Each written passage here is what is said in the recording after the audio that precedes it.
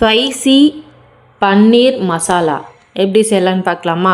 அதுக்கு ஃபஸ்ட்டு வெங்காயம், தக்காளி, இஞ்சி, பூண்டு இது எல்லாம் எடுத்துங்க. அது கூட கொஞ்சம் பாதாம், முந்திரி இது எல்லாத்தையும் மிக்சியில் போட்டு பேஸ்ட் மாதிரி அரைச்சி எடுத்துக்கங்க.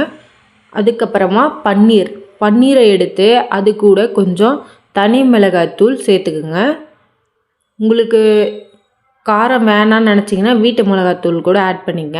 அது கூட கொஞ்சம் லைட்டாக லெமன், சால்ட், கார்ன் பவுடர் அதெல்லாம் சேர்த்து இப்படி பேனில் வறுத்து எடுத்துக்கங்க.